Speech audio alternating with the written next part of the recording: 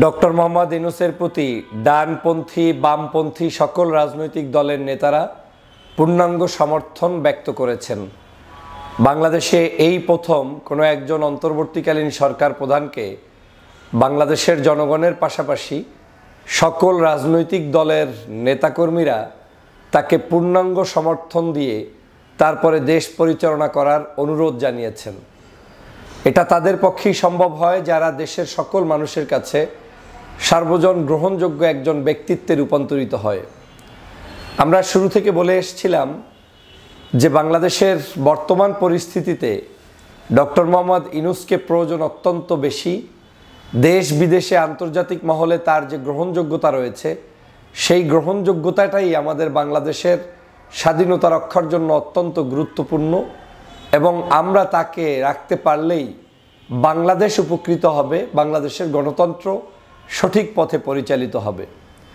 আপনারা জানেন যে সাম্প্রতিক সময়ে, এবং আমি বলবো সাম্প্রতিক সময়ে না, ডক্টর মোহাম্মদ ইউনূস সাহেব আওয়ামী লীগকে বাংলাদেশ থেকে বিতাড়িত করানোর পরে যখন ক্ষমতায় আসলেন বা দায়িত্বভার গ্রহণ করলেন, সেই থেকেই পার্শ্ববর্তী দেশ ভারত পরিকল্পনা নিয়ে মাঠে নেমেছে যে ডক্টর মোহাম্মদ ইউনূসকে যে কোনো মূল্যে বাংলাদেশের দায়িত্ব থেকে বিতাড়িত করতে হবে।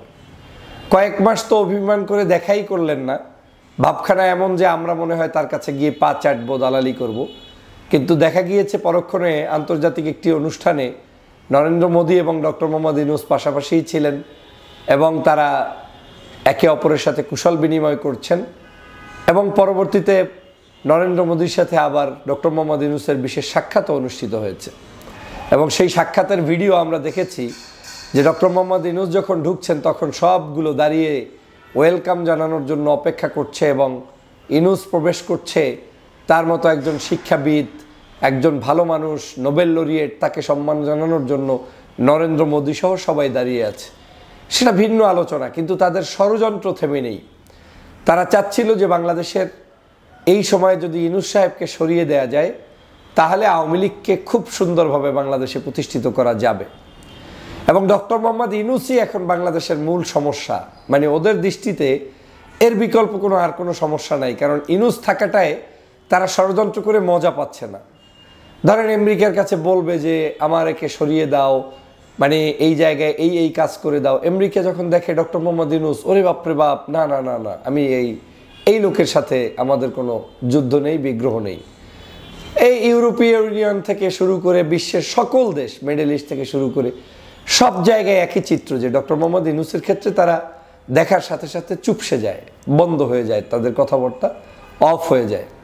অর্থ হচ্ছে তিনি ওই মানের একজন আন্তর্জাতিক ব্যক্তিত্বে রূপান্তরিত হয়েছে। আমরা তাকে কিন্তু সে কারণেই সম্মান করি, তার কোনো এখানে রাজনৈতিক দল নেই কিংবা বিশেষ কোনো বাহিনী নেই যে সে কারণে তাকে পছন্দ অপছন্দ। আমরা পছন্দ করি তার এই যোগ্যতার কারণে। কিন্তু আজকের সেই ডক্টর মোহাম্মদ ইউনূসকে সেই জায়গা থেকে সরিয়ে দেওয়ার জন্য একটি গভীর ষড়যন্ত্র চক্রান্ত এই দেশের এবং বাহিরের কিছু মানুষ নিয়েছিলেন, যারা চায় না ডক্টর মোহাম্মদ ইউনূস থাকুক। কিন্তু আল্লাহর মেহেরবানি বাংলাদেশের সবাই ঐক্যমত হয়েছেন, বিশেষ করে ডানপন্থী দলের তো অকুণ্ঠ সমর্থন। একজনও মনে হয় বাদ থাকবে না যে যারা তাকে সমর্থন জানাবে না। এবং আমি দেখলাম আমার দেশ পত্রিকাতেই একটা নিউজই এসেছে, ডান বাম সবাই ইউনূসের সাথে এবং সমর্থন জানায়। গতকালকেও প্রায় 20 জনের অধিক সিনিয়র নেতারা, বিভিন্ন দলের প্রতিনিধি তার সাথে সাক্ষাৎ করেছেন। তার আগের দিন বড় 3টি আরও দলের নতুন একটি দলসহ বিএনপি, জামাত ইসলাম, তারপরে এনসিপি, তারা প্রথম দিন সাক্ষাৎ করেছেন। পরবর্তীতে গতকালকের আপনার পীর সাহেব চরমনাইয়ের ইসলামী আন্দোলন বাংলাদেশ গিয়েছেন, মামুনুল সাহেব গিয়েছেন, আপনার গণ অধিকার পরিষদ গিয়েছেন। এভাবে করে প্রত্যেকটি ছোট বড় রাজনৈতিক দল, কর্নেল অলি আহমেদ সাহেব গিয়েছেন। তো এই মানুষগুলো সবাই গিয়ে সমর্থন জানিয়ে এসেছেন। মাহমুদুর রহমান মান্না গিয়েছেন, আমি অনেকেরই নাম হয়তো এখানে, জোনায়েদ সাকি গিয়েছেন। এই মানুষগুলো সবার নাম হয়তো আমার এখন মনে নেই। তো সবাই কিন্তু কাকে সমর্থন জানিয়ে এসেছেন, কী জন্য সমর্থন জানিয়ে এসেছেন? সবাই বুঝতে সক্ষম হয়েছেন যে বাংলাদেশের প্রেক্ষাপটে ইউনূস সাহেবকে রাখলে আমাদের কল্যাণ বেশি। ডক্টর মোহাম্মদ ইউনূস আজকে দায়িত্বে থাকবে না থাকবে তাতে তার ভাঙা ঘর খালে পড়বে না। বয়োজ্যেষ্ঠ একজন মানুষ, ওনার টাকা পয়সার তো আর এমন কিছু প্রয়োজন নাই যে এই দায়িত্বে থাকলেই উনি বিশাল কিছু পাবে, তেমনটা না। একটা সম্মানিত জায়গায় তিনি আছেন, বাট উনি এর চাইতে বড় সম্মানিত একজন ব্যক্তি। উনি চাইলে এখন আরামে ইউরোপে, আমেরিকায়, কানাডায়, যেখানে খুশি সেখানে আরামে এসে দিব্যি একেবারে ভদ্রভাবেই বসবাস করতে পারে, একজন নোবেল লরিয়েট হিসেবেই থাকতে পারে।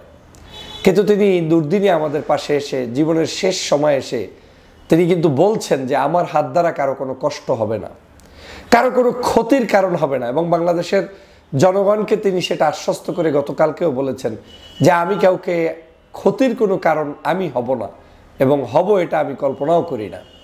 পাশাপাশি তিনি এও বলেছেন যে আমার হাতে নির্বাচন, এমন একটা নির্বাচন চাই যে নির্বাচনটা আসলেই কোনো বিতর্ক থাকবে না, কিন্তু নির্বাচনে কোনো রকম যদি বিতর্ক হয়ে যায় সেটা তার জন্য সম্মানহানি, তার জন্য কষ্টের, এবং তিনি সেটা চান না। তো এইরকম একটা গ্যারান্টি দিয়ে তিনি আমাদের পাশে দাঁড়িয়েছেন। বাংলাদেশের অলমোস্ট সকল রাজনীতিবিদরাই মনে করেন ডিসেম্বর থেকে জুনের মধ্যে বাংলাদেশে একটি নির্বাচন অনুষ্ঠিত হবে। বিএনপি ডিসেম্বরের মধ্যে দাবি করেছেন, জামাত ইসলাম রমজানের আগে হলে ভালো হয় তথা ফেব্রুয়ারির মধ্যেই দাবি করেছেন, তবে জুন পর্যন্ত থাকলেও তাদের কোনো আপত্তি নেই। এভাবে করে ইসলামী আন্দোলন জুন পর্যন্ত থাকলে আপত্তি নেই বলেছেন। এক বাক্যে আমরা ধরে নিতে পারি হয়তো তিনি চাইলে জুন পর্যন্ত থাকবেন, না হয় ফেব্রুয়ারি মার্চের মধ্যেও তিনি চাইলে বিদায় নিয়ে যেতে পারেন। কিন্তু তার বিদায়টা আমাদের জন্য মকসুদ না। আমাদের মকসুদ হচ্ছে এই যে খণ্ডকালীন টাইম, একটা পিরিয়ড চলছে আমাদের, এই যে এক শাসন থেকে আর এক শাসনে যাওয়ার মাঝখানের যে সময়টা, এটা অত্যন্ত গুরুত্বপূর্ণ বাংলাদেশি রাজনীতিতে। বিশেষ করে ষড়যন্ত্রবাদীরা যে কোনো সময়, যে কোনো মূল্যে, যে কোনো সোর্সে, যে কোনো ওয়েতে শয়তানি করতে পারে। সে কারণে আমাদের সতর্ক অবস্থানে থাকা, ডক্টর মোহাম্মদ ইউনূসের হাত ধরেই নির্বাচন পর্যন্ত যাওয়া। আজকে যদি ইউনূসের হাত ভেঙে যায়, এই শক্তি কমে যায়, কিংবা তিনি পদত্যাগ করতেন, তাহলে এখানে কেউ না কেউ হয়তো আসতেন, কিন্তু সেই আশাটার পরে আপনি কি সামাল দিতে পারতেন কি পারতেন না। ইউনূস সাহেবের কাছে বাংলাদেশের সমগ্র নাগরিক এখন সমর্থন যেমন জানিয়েছে, পাশাপাশি রাজনৈতিক দল জানিয়েছে, আমার বিশ্বাস বলে বাংলাদেশের সকল বাহিনী সহ সবাই তাকে সমর্থন জানাচ্ছে। কিন্তু সবাই পরামর্শও দিচ্ছে, এটা দোষের কিছু না। যেমন সেনাবাহিনী পরামর্শ দিচ্ছে আপনারা ডিসেম্বরের মধ্যে নির্বাচন করলে ভালো হয়, কারণ তারা গোয়েন্দা বিভাগের বিভিন্ন তথ্য জানে। তো এটা ভালো পরামর্শ, কিন্তু এর মানে এই নয় যে কেউ তার কাছ থেকে ক্ষমতা ছিনিয়ে নিয়ে যাবে। এই শক্তি বা এই ইচ্ছা বা এই আগ্রহ বাংলাদেশে কারো কাছে নেই বা করবে না এখন। এটা একমাত্র বিশেষ উদ্দেশ্যে বিশেষ কোনো ব্যক্তিরা চাইলে, যারা ক্ষমতা লিপ্সু, আপনার ক্রাইসিসে নিজেকে নেতা করতে চান, এরকম অনেক সময় হতে পারে। আর একটা আছে ট্রুলিও অনেক সময় করতে হয়, যেমন দেশে অস্থিরতা, মানুষের মধ্যে সমস্যা, কেউ কাউকে মানে না, কোনো না কোনো কারণে কাউকে তো নেতৃত্ব দিতে হবে, তখন হয়তো কেউ পাওয়ার টেক ওভার করে। কিন্তু বাংলাদেশের পরিস্থিতিতে আমরা এখন যে পরিবেশ পদ্ধতির মধ্যে আছি, এটাই বেস্ট পদ্ধতি, এবং এই পদ্ধতিকে এগিয়ে নিয়ে যেতে হলে আমাদের এই সমর্থন অব্যাহত রাখতে হবে।